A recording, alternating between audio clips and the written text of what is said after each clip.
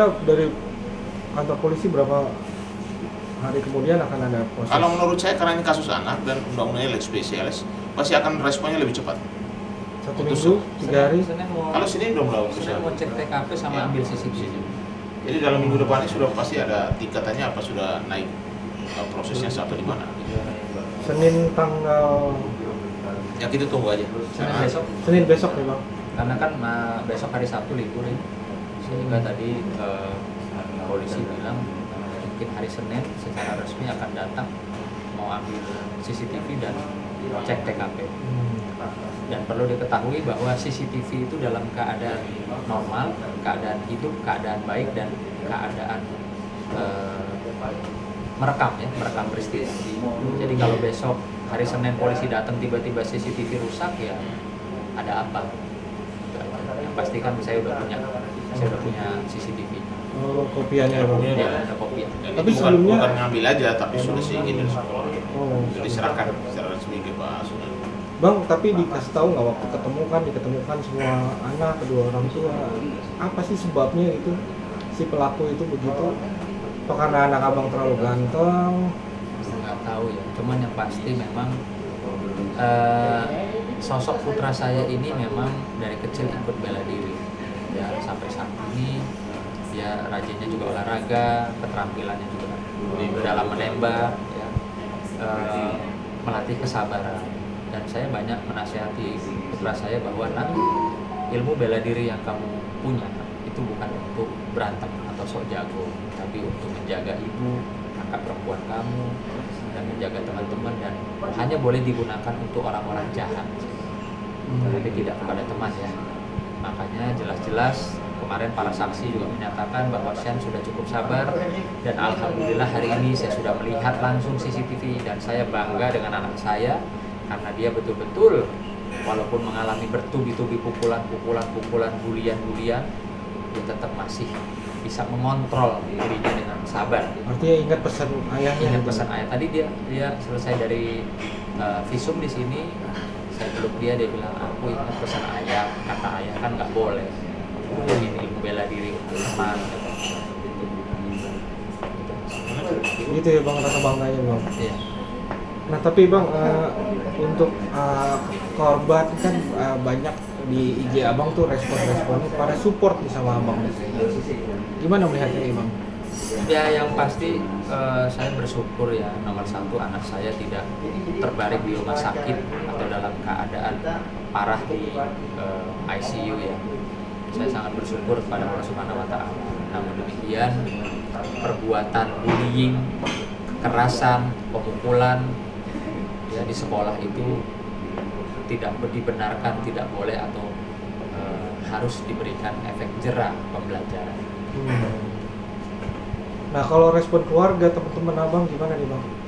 Ya banyak sekali support tadi, banyak sekali support, apa yang bisa kita bantu support. Ya, saya bilang doa aja lah, lebih kepada doa, dan alhamdulillah doanya teman-teman dari kemarin ya Sean masih keadaan itu tadi saya bilang tidak dalam keadaan terbaring di rumah sakit.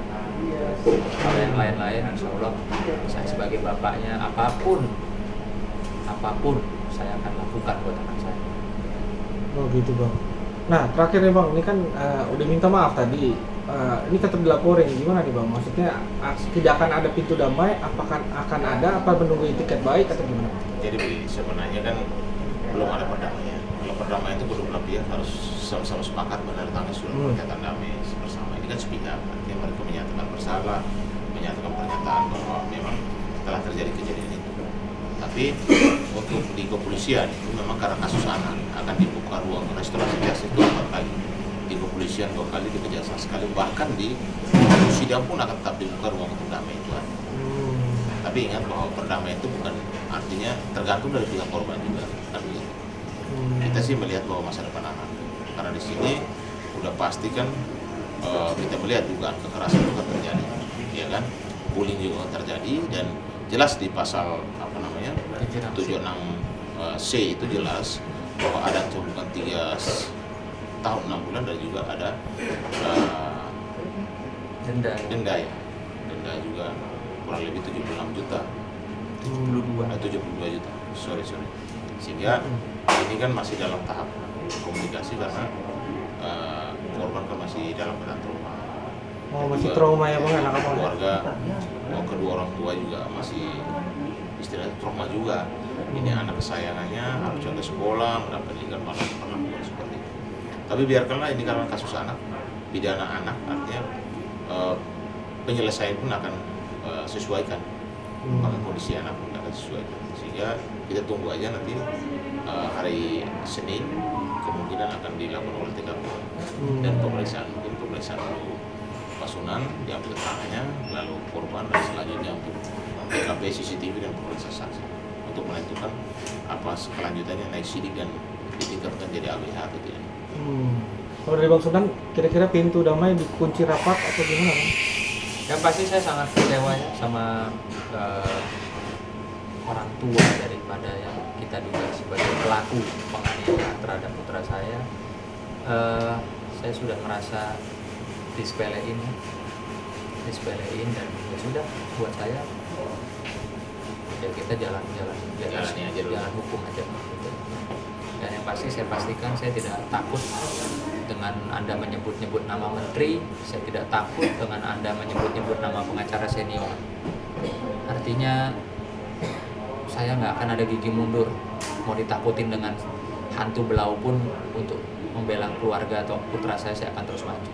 Itu aja. Bang, terakhir bang, ada tambahan mungkin tentang terkait Ferry, ada update dari bang, gimana bang?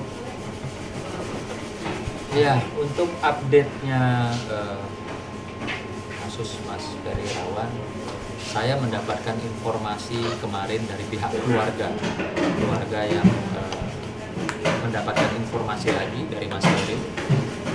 Kebetulan saat ini ibundanya Mas Ferry dan ibunya Mbak Maya sedang ada di Surabaya untuk menjenguk. Saya kaget tadi mendapatkan informasi bahwa si pelapor atau yang kita tahu itu adalah korban KDRT, juga menjadi korban KDRT itu mendatangi Ferry tanpa didampingi kuasa hukum katanya. Dan Ferry pun juga tidak didampingi kuasa hukum. Artinya mereka ketemu, lalu menurut keterangan Ferry yang disampaikan kepada keluarga dan keluarga meneruskan kepada kami tim hukum, bahwa di situ ada permintaan dari pihak pelapor untuk supaya Ferry mengakui perbuatannya di hadapan media. Di mana Ferry kemarin bilang, kok saya disuruh ngaku, orang saya nggak lakuin kok, saya nggak melakukan KDRT, kenapa saya harus mengaku di hadapan media? Tuh, saya tidak ngerti maksud dan tujuannya pelapor apa. Nanti mungkin kita bisa dengar langsung juga dari pihak keluarga yang sudah pulang ke Jakarta mungkin malam ini atau besok.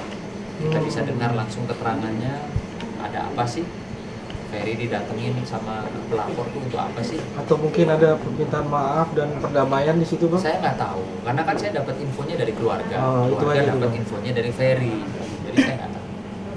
Berarti dalam waktu dekat akan ada respon dari abang dan keluarga? Mungkin untuk menjelaskan apa sih maksud dan tujuannya katanya pelapor datang untuk menemui Ferry itu apa? Kalau saya sih ada hubungannya antara P19 dikembalikan berkas dari kejaksaan ke kepolisian dan kehadiran pelapor ketemu sama Ferry kan. Artinya begini, ketika P19 jelas bahwa berkas belum cukup dan berkas itu dikembalikan lagi ke kepolisian dengan petunjuk-petunjuk dari kejaksaan bahwa alat buktinya belum lengkap, sehingga belum bisa sidang, belum bisa layak untuk disidangkan. Tapi kata pengacara senior, kuasa hukumnya pelapor itu udah siap untuk P21 kan? Kalau kita orang hukum bicara fakta, faktanya kejaksaan sudah kembalikan berkas. Artinya bahwa kemungkinan, kalau saya sih berharap bahwa polisi kalau tidak bisa membuktikan atau alat buktinya tidak lengkap untuk segera di SP3 kan perkara ini karena tidak layak untuk disidangkan. Makanya saya ada hubungannya ketika ada pelapor datang meminta Ferry untuk mengaku. Karena salah satu alat bukti kalau satu saja tidak cukup, harus ada dua pengakuan, ya kan? Sedangkan Ferry tidak mengakui. Artinya kalau alat buktinya apa sih? Visum. Visumnya belum pernah kita lihat. Apakah kekerasan apa yang dilakukan oleh Ferry? Visumnya kurang berbicara ya. Ya, kalau menurut saya disampaikan aja kepada publik supaya publik tahu apa yang dilakukan Ferry, dipukulkan, ditendangkan, ditempelin, lalu apa gitu. Biar jelas aja ini hukum ini kan transparan, tidak usah ditutup-tutupi kalau menurut saya. Maka dengan adanya P19 ada hubungannya dengan pelapor datang ke menemui Ferry dan ada kemungkinan besar untuk kasus ini dibekukan di SP3 kan, dihentikan karena kurangnya alat bukti. Karena menetapkan orang jadi tersangka itu minimal 2 alat bukti yang kuat dan cukup, apalagi mau supaya layak untuk disidangkan. Berkasnya harus lengkap dulu. Ketika P19 balik dan tidak bisa terpenuhi unsurnya, kejaksaan punya kewenangan bahwa tidak akan menyidangkan karena tidak layak, gitu loh. Dan harus dihentikan kasus ini. Siap. Supaya jelas aja gitu loh kepada publik, tidak usah ditutup-tutupi, gitu loh. Semua dibuka saja. Karena apa? Klien kami, Ferry itu sangat menderita. Lu bayangkan, ya, sekarang ditahan. Lalu ingat, ketika sampai SP3, kami tidak akan tinggal diam. Pasti kami akan melakukan upaya counter LP. Berarti pelapor telah memberikan keterangan palsu di depan penyidik, di depan polisi. Dan yang dirugikan siapa? Ferry, nama baiknya rusak, keluarganya. Lu bayangin masuk penjara sekarang, ditahan sudah berapa bulan itu. Dan itu harus hak-haknya, nama baiknya harus dikembalikan. Dan hak baik perdatanya harus dikembalikan. Dan kami siap untuk melakukan itu. Siap, Bang. Ya. Oke, Bang. Siap, Thank you. Thank you, Bang Bu.